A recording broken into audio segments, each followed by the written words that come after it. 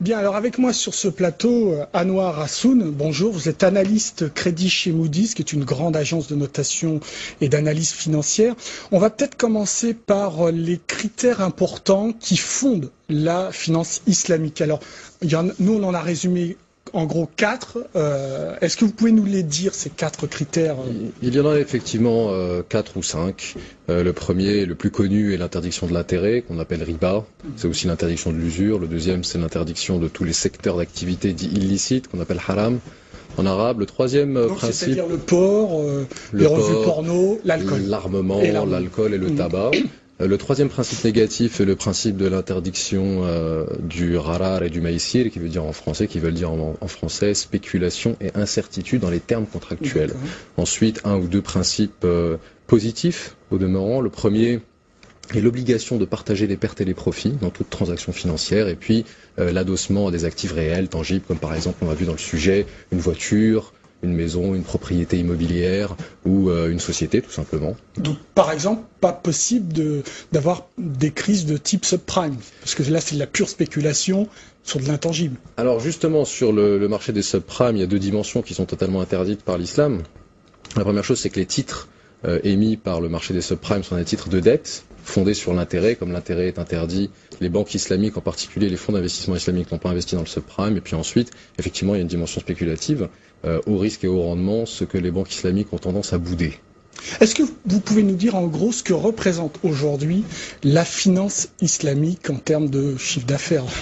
Alors en l'occurrence, Moody's a fait l'exercice de compiler les données sur la finance islamique. On se situe aujourd'hui dans un ordre de grandeur qui est compris entre 500 milliards et 700 milliards de dollars. Donc c'est important. C'est important, d'autant plus que, comme vous l'avez dit dans le sujet, la finance islamique est une industrie jeune, elle n'a que 30 ans d'existence depuis 1975, et que, in fine, c'est une industrie qui a commencé à croître réellement à partir du milieu des années 90, au moment où la finance islamique a découvert les mérites du marché des particuliers. Donc c'est une croissance supérieure aux classiques produits financiers de l'Occident? Au moins 2 fois supérieure. 2 fois supérieure. Tout à fait. Vous soulignez des taux de croissance compris entre 10 et 30%. Le marché des soukouk à lui seul croît entre 30 et 35% par an. Donc des obligations. Des obligations islamiques. Les obligations ne sont rien d'autre que des titres de dette, mais des titres de dette qui justement sont en phase avec les 4 ou 5 piliers de l'islam financier. Quels sont les objectifs des financiers dans justement la finance islamique? L'objectif principal et primordial est de servir les populations musulmanes là où les banques islamiques sont actives, donc en priorité dans les pays à majorité musulmane. 2 grands marchés se distinguent clairement. Le marché du Golfe Persique, où on estime qu'un client sur 5 est attiré spontanément par les produits de finance islamique, que ce soit des produits de dépôt ou des produits d'investissement. Et puis le second marché, c'est la Malaisie, qui constitue à lui seul le 2e grand marché de la finance islamique avec plus de 100 milliards de dollars. Est-ce qu'il y a une tentative de proposer une alternative à la finance classique occidentale? C'est clairement une alternative. C'est clairement un modèle qui se situe en tant que complément davantage que substitut à la finance conventionnelle. Et c'est un intérêt majeur, d'autant plus que la finance islamique s'exporte de plus en plus dans les pays où les populations musulmanes sont minoritaires, mais en valeur absolue importante, comme par exemple en Afrique, comme par exemple en Europe, comme par exemple en Asie. Un certain nombre de pays asiatiques ne sont pas majorité musulmane, mais ont des communautés musulmanes qui sont très actives. C'est une alternative, et c'est une alternative qui se veut éthique.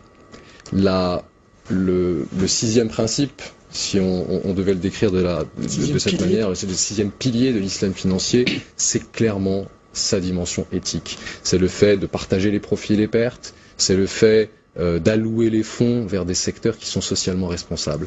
L'économie et la finance socialement responsable d'un côté et la finance islamique ont des points communs. Et ces points communs sont une alternative intéressante à la finance conventionnelle qui a connu des dérives. Les Occidentaux vont-ils laisser passer la manne très rapidement?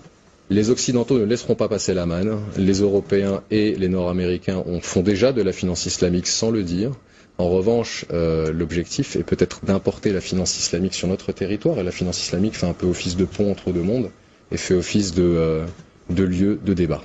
Merci Anouar Hassoun d'avoir accepté de répondre.